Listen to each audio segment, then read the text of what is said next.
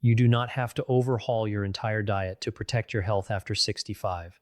In fact, for most people, the fastest lever isn't what you add to your plate, it's the handful of everyday foods quietly working against you that nobody ever flagged. I'm not here to hand you a scary list and walk away. I want you to understand the why behind each one, so you know exactly what's happening inside your body and what to reach for instead. Today, 5 common foods that become more of a problem, specifically after 65, why your body handles them differently now than it did at 40, and one simple swap for each. Stay with me to number 1. It's the one almost nobody thinks of as a food at all, and it can quietly interfere with medications millions of people take every day. Before we start, tell me your age and where you're watching from. I read these, and they shape what I cover next. A quick note, this channel is for general education, not medical advice, and I'm not your doctor. Nothing here is a diagnosis or a prescription. Always talk with your own doctor or pharmacist before changing anything about your diet or medications. Here's what almost no one explains. Your body after 65 processes food differently than it did decades earlier. Not because something's wrong with you, but because several systems naturally shift with age. Your kidneys filter sodium a bit less efficiently, your blood sugar response slows down, so the same sugar hit lingers longer. And your liver's enzyme system, the one responsible for breaking down a lot of medications, runs a little differently too. None of that means decline. It means your margin for error on certain foods gets a little narrower, and that's exactly why these 5 are worth knowing. Name plus frame. We start here because it's the most invisible one, it doesn't taste unhealthy, and it's on almost every table. Mechanism. Refined white bread, most crackers, and similar products are stripped of fiber and broken down into sugar almost as fast as table sugar itself. After 65, your body's insulin response is naturally a bit slower to clear that sugar spike, so it lingers in your bloodstream longer than it would have at 40. Analogy. Think of fiber as the brake pedal on a sugar spike. Refined carbs remove the brake entirely. Evidence drop. This is well established in nutrition and diabetes research.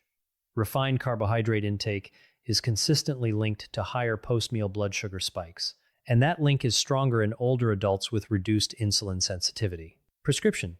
Swap in whole grains, whole wheat, oats, or a hearty seeded bread which digest more slowly because the fiber is still intact. Bridge. Next is something most people add without measuring, out of habit, more than taste. Name plus frame. Canned soups, frozen dinners, deli-style sides. The salt here isn't from your shaker, it's already built in. Mechanism. Your kidneys naturally become a little less efficient at clearing excess sodium as you age, which means more of it stays in your bloodstream and pulls extra fluid along with it, raising blood pressure in the process. Analogy. Think of it like a drain that's still working, just running a bit slower than it used to. The same amount of water now takes longer to clear. Evidence drop. This is a cornerstone finding across decades of hypertension research, which is why virtually every major cardiology and hypertension guideline specifically recommends more conservative sodium targets for older adults. Prescription. Check the label. Not just the taste, many canned and packaged foods pack over half a day's sodium into a single serving. Herbs, citrus, and vinegar can replace a lot of what salt was doing for flavor. Bridge. Next is something that's technically a drink. Not a food, but it belongs on this list more than almost anything else here. Name plus frame. A regular soda or sweetened iced tea doesn't feel like eating, which is exactly why it's so easy to underestimate. Mechanism.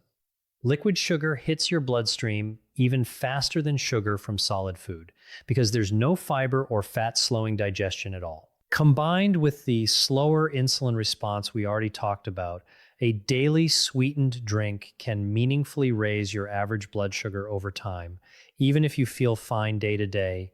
Analogy. If solid sugar is a slow opening door for glucose, liquid sugar is that same door left wide open. Evidence drop. Large long-term studies have consistently linked regular sugar-sweetened beverage consumption with higher rates of type 2 diabetes and weight gain, and the association holds strongly in older adult populations specifically. Prescription. Sparkling water with a splash of real juice or plain water with citrus gives you flavor without the sugar load. Bridge. Now we're into the top two, starting with something that's been a pantry staple for generations and comes with a specific, well-documented concern of its own. Name plus frame. Ham, salami, hot dogs, and most packaged deli meat carry two separate concerns worth knowing, not just one. Mechanism. First, they're typically very high in sodium, often more per serving than a bag of chips. Second, many are preserved with nitrates and nitrites, compounds that can convert into other compounds linked to increased cancer risk with regular, long-term consumption. Analogy. Think of the preservation process as trading a longer shelf life for a small, cumulative cost paid by your body over years of regular eating. Evidence drop. Major health organizations, including the World Health Organization's Cancer Research Arm, classify processed meat as a Group 1 carcinogen based on the consistency of the evidence linking regular consumption to colorectal cancer risk. This is one of the better established findings in nutrition science.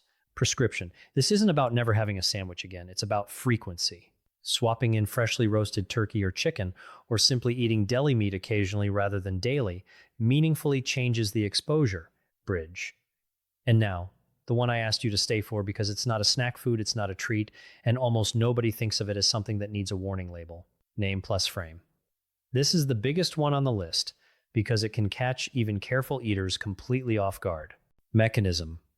Grapefruit contains natural compounds that block a specific enzyme in your gut and liver, the very enzyme responsible for breaking down a long list of common medications.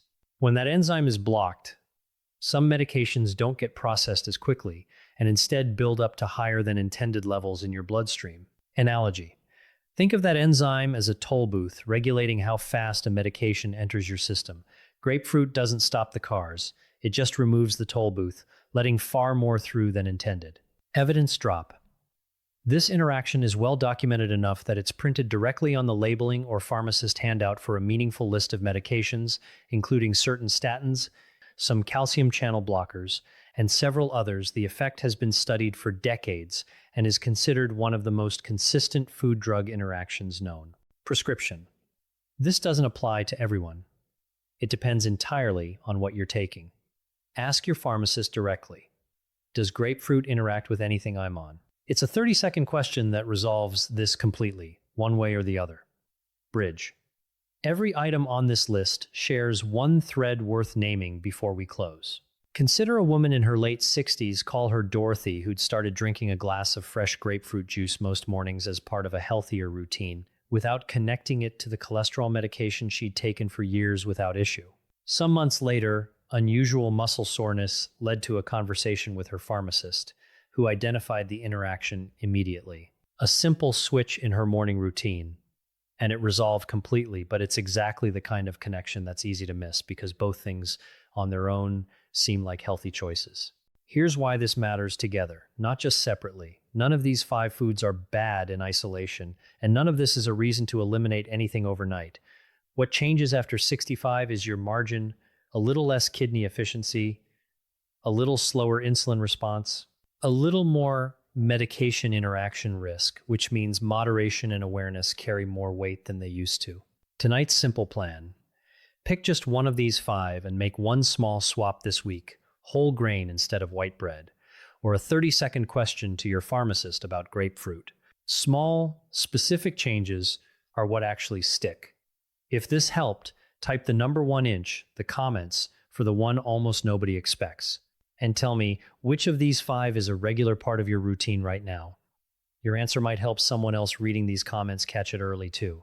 There's a related list we haven't covered yet, the foods that actually help your body do this work better, not just the ones to watch. That's the video I want you to watch next.